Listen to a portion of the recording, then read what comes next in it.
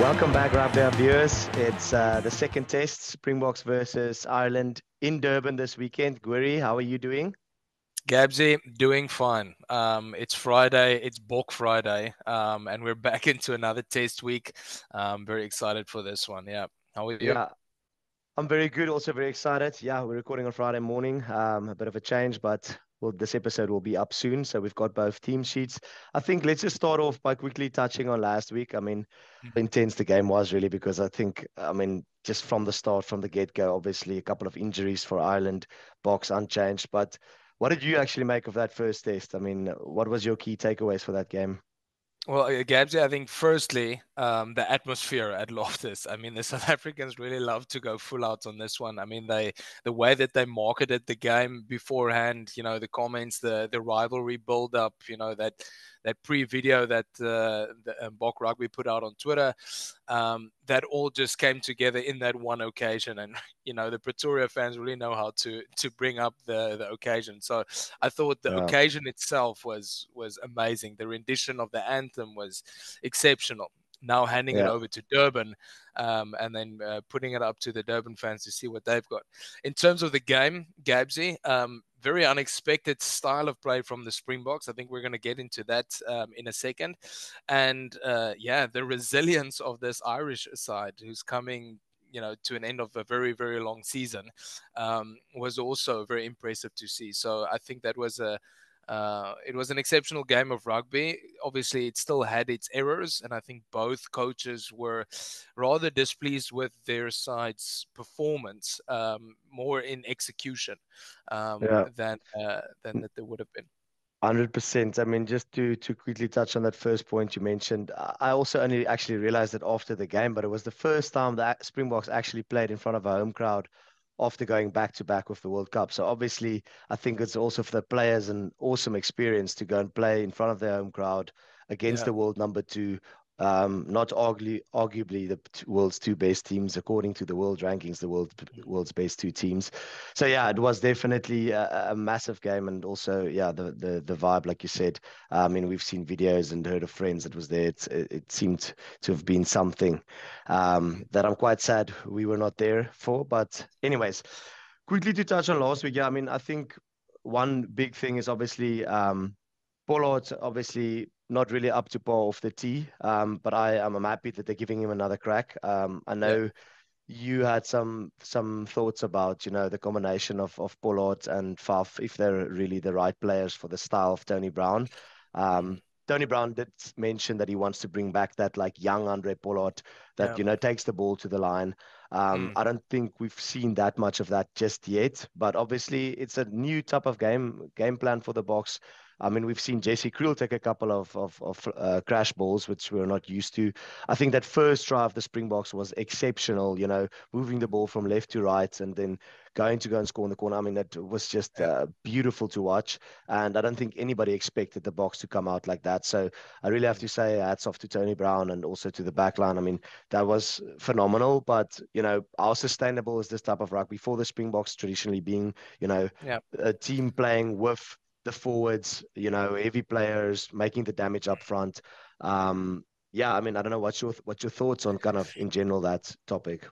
Well, let's get on to Tony Brown, right? Obviously, he was a great All Black, as well. He played a bit in the Sharks, Japan rugby coach, and he coached Japan, who is a very lighter pack, and how to move the ball and make the most out of that team. Now he has probably the strongest pack of forwards in the world, right?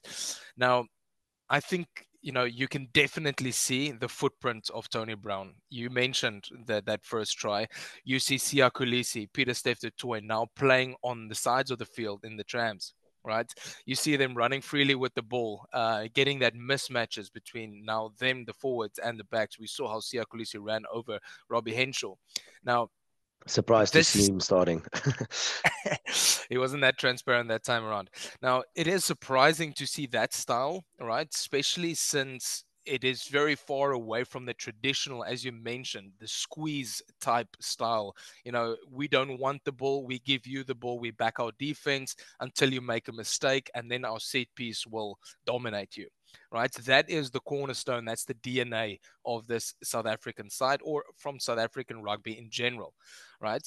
My fear is a little bit from, do we need to change so much of that? I mean, that is the reason why we want back-to-back World Cups.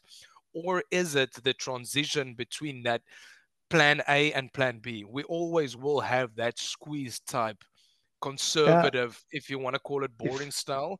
And yeah, then the plan B would be if we need to rack up points to get bonus points in competitions, to bury teams, and yeah. actually to be compared to one of the best teams in the world, to have the ability to move the ball and actually score, some tries.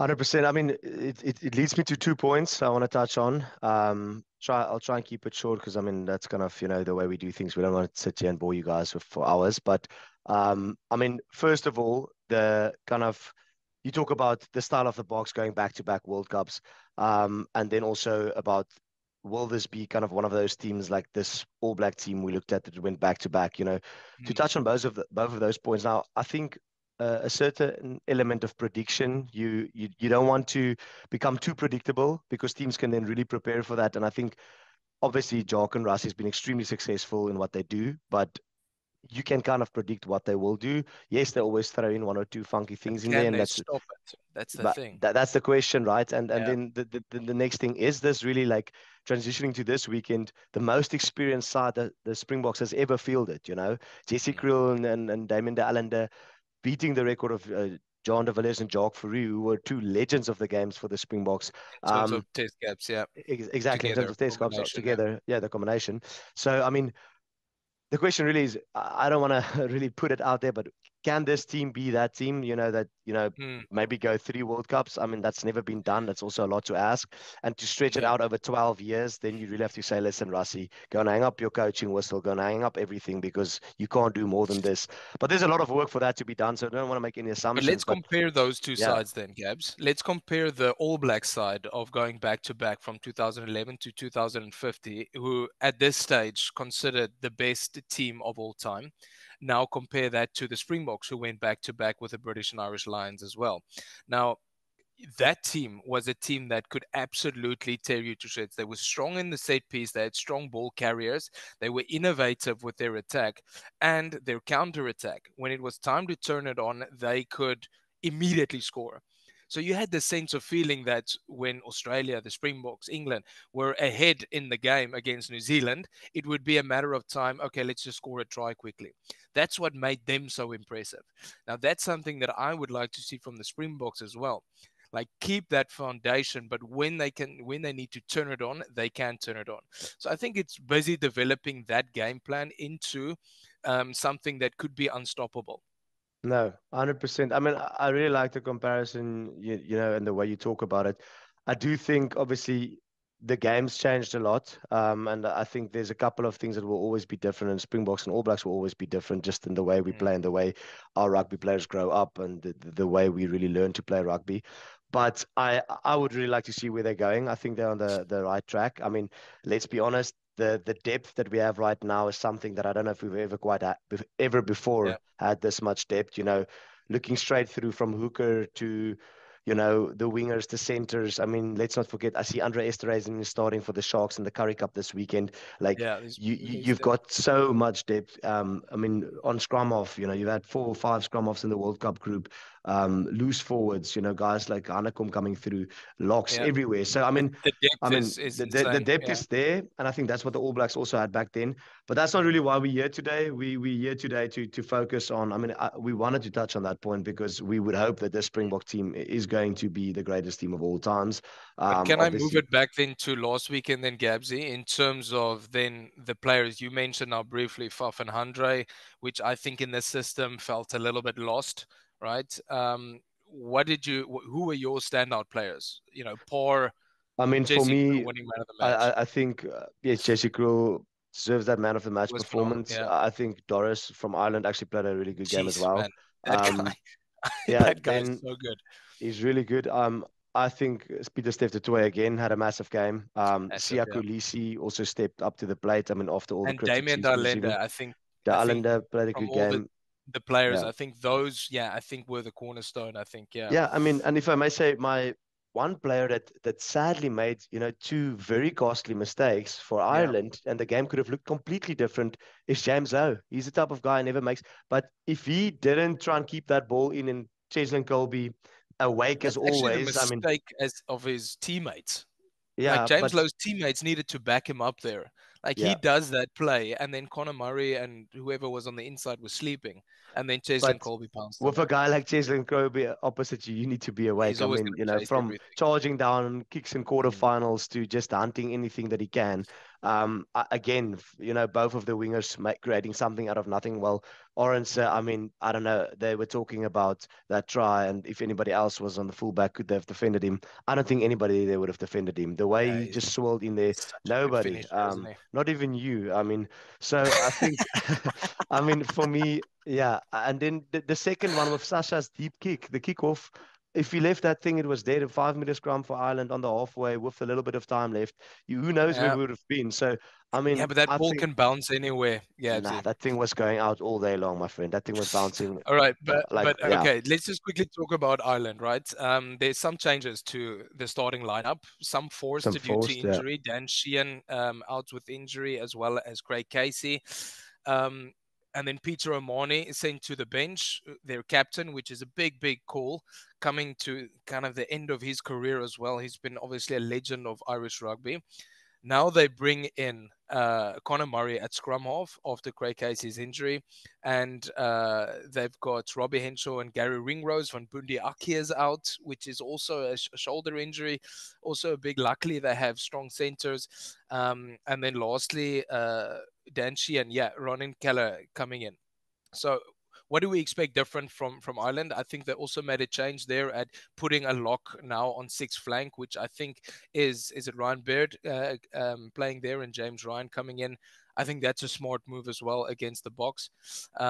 What do you want to see, or what do you think Andy It's Farrell would yeah, want to see differently from this Irish team? yeah. It's Taj Byrne coming in, and James Ryan Tadburn, yeah, into lock, yeah. But I think, I mean, to be honest, he's just selected I would say even tougher, heavier pack up front. mm, Like some pundits argue, probably a better pack of forwards this week. mm, I mean, yeah, I think to be honest, what I'm scared of is I think it's a quality group of players. Leinster, Munster. Munster's gone 2 years ago as the underdogs to beat the Stormers in Cape Town. Now, look, this is international level, so I don't want to really compare it to that. But what I'm really scared of is it's the last game of their international season. They come to the end of yeah, a long campaign. For us, it's more like the start of the season. mm. So they really will go out, put everything out there. Like this Oh, they is the have to. last game. They have to, Yeah. obviously. And for them, like, let's not make any mistake. Andy Farrell has achieved amazing things with this group of players. So I think they will come out with the mentality like, The listen, resilience, yeah. we are the world number one. We should have been playing in the World Cup final. We got unlucky against the All Blacks. Now we've got South Africa in South Africa, the back-to-back World Cup champs, and we're going to The throw statement everything time. at you Yeah. guys. It's statement time, exactly. So If they can, though, because you've got the yeah, bomb squad. There's no answer for a bomb squad coming on and diffusing that, right? yeah, There is no answer at this stage. I think you saw it in that penalty try from the scrum. So I think they've got a tough time this weekend in Durban. However, the Boks really need to be, because both teams will be better. yeah. No, I'm for going to sure. The throw a box will prediction to be. you. Yeah. I'm gonna have to go with the box. I do think it's gonna be a bit of a closer game. I Mm, never felt for a moment in that first test like the Box were going to lose this, to be very honest with you. yeah, Like even though they yeah, came back and fought back. But yeah, this weekend I'm expecting a bit of a closer game. It's also not at altitude. The boys have climatized a bit, and I would really just imagine Ireland to step up their game. I would hope yeah, we also step up our game. I'm going to go Box by 6 points, and I really yeah. genuinely hope that they can, yeah, improve on the few mistakes of last week and just silence, yeah, all the Northern Hemisphere critics for once and for all. Okay, good. So, Gabsy, yeah, I think I'm with you on that one. 6 points seems like a good shout. Guys, let us know, what do you guys think about the teams' predictions for this game? How will the turnout be? Is there any changes you would have made to that unchanged Springbok side? And let us know your thoughts in the comments, and go follow us on Rugby HubSpot. And we'll check you guys again next.